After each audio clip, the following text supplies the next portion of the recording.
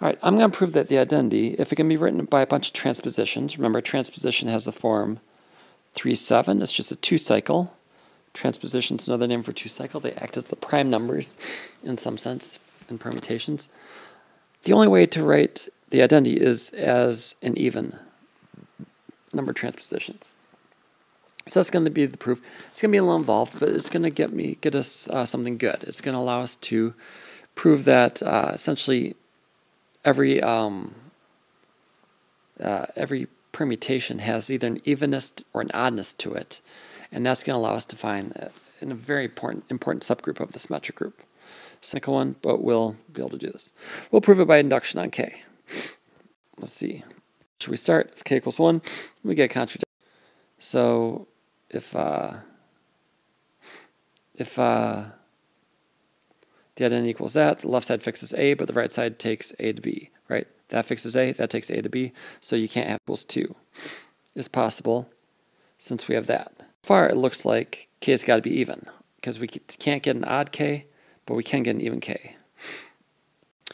So now let's assume that K is bigger than 2, and if you can ever write the identity as a smaller number of transpositions, that smaller number has to be even. That's the assumption we're making for the induction. So I'm going to figure out what these guys are. I'm going to write alpha 1 as AB, and there are 4 possibilities for alpha 2. Either it's exactly the same, it has one thing in common and it's A, has another thing in common and it's B, or it's completely different, where I require C and D can't be equal to A and B. So there are 4 possibilities. Either it's exactly the same, it shares A in common, shares B in common, or it shares neither in common. So now there are 4 possibilities for the first 2 transpositions, right? I'm writing the identity as alpha 1, alpha 2, alpha K. I'm just going to look at these first 2. I don't care about alpha 3 on. So well, in the first case, they're the same, and you get the identity. Well, what happens if you get the identity? Well then, oh, I guess I'm not going to talk about that yet. Or what I can do is I can write it as alpha beta C, that's alpha and beta. That's equal to that as BCA, because still A maps to B, and A maps to B. B maps to C, B maps to C, C maps to A, C maps to A. Factor that into BC, BA. Now, why would I do that? I want to get this A as far right as possible. And here I'm going to rewrite it so that A is this. I can play the same game. Me, A, C surround. See something where there's no A there. There's no A there. These have nothing in common, so they're just going to commute as just that. So either I'm going to get the identity, or I get that I can rewrite this where E is equal to a bunch of transpositions, which maybe I'll write as beta 1, beta 2, alpha 3, alpha n, where like these are the betas, and A is not in beta 1. Look, A is not there, A is not there, A is not there. In the first case, this is good. Oh, rightmost transposition not. Identity, I have K transpositions here.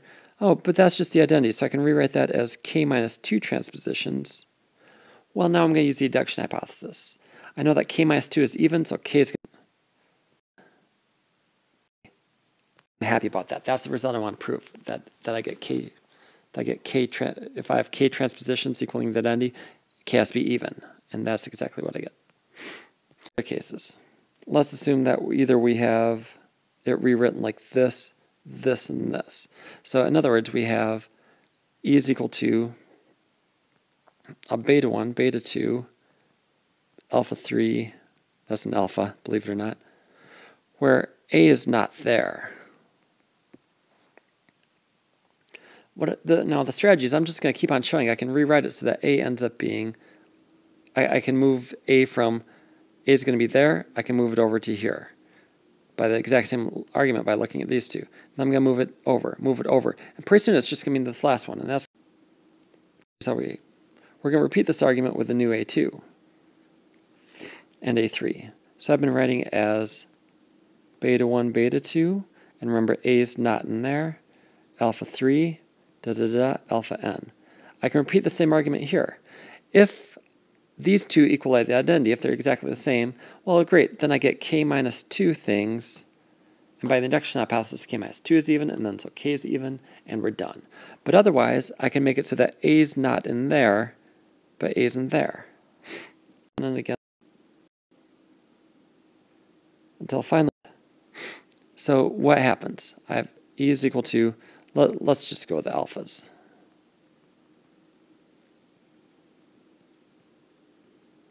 Now, either at some point I got two transpositions next to each other that are equal, they come down the identity, in which case I end up with k minus 2 transpositions, which I know is even by the induction hypothesis, and so k has to be even since k minus 2 is even.